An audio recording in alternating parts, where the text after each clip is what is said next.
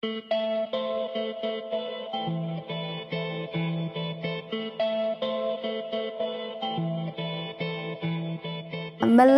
movies, we do have them. There is a film industry. It's not big.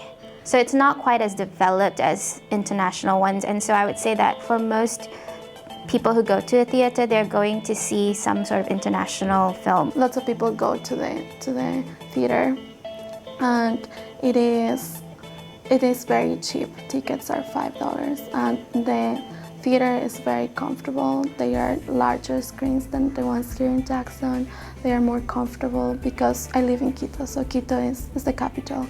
And we have so many theaters, and also there are some sales that they have, so you can buy just one ticket for two, and it's very convenient. Movies in Senegal is not really a big deal. I would say Senegalese made movies. There are some movies from a couple of years ago. Movies in Norway are I would say 90% American, like Hollywood movies. We're really critical to Norwegian movies, so they have to be really good for anybody to bother seeing it, and usually by that time they've gotten lots of awards and different film festivals. A lot of it is in English with subtitles.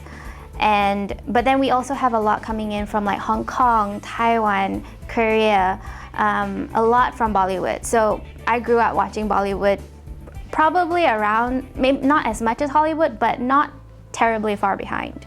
Also because we can get movies, I don't know if I'm allowed to say this, we can get pirate movies. Yes, so it's not a big deal. But cinema, lots of people go to the theater. The main movies we watch are American-made movies, and they are translated in French and French movies sometimes. The theater, the cinema is still a big thing.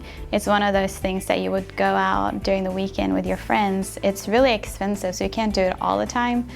So sometimes certain American or British releases, or English releases may not make it because there's only so many slots and we divvy it up between so many languages that, you know, it's got to fit in.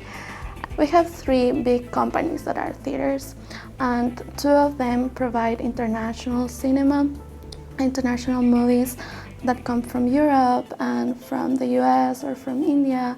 Generally, most of them come from the US and from Europe. And we have another one that is just for Ecuadorian and European cinema. But the big thing there is theaters.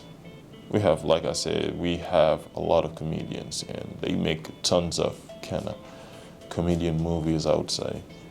So, which is not as big as American movies. We don't have anything like Redbox. So mostly if you want to rent a movie, you have to go online and do it, or you can go and buy the DVD itself, but most people don't do that anymore either. There's probably one DVD store in between the 3 cities that are close to my city. So it's not a big thing. Most things happen online now unless you go and see it in the theaters. And I would say another reason why some movies don't make it to Malaysia is the censorship. So our censorship is a lot more strict. I remember when I was a kid, they would censor kissing. So that was as risk as it got. And then now they don't do that anymore, but there's still a lot of censorship.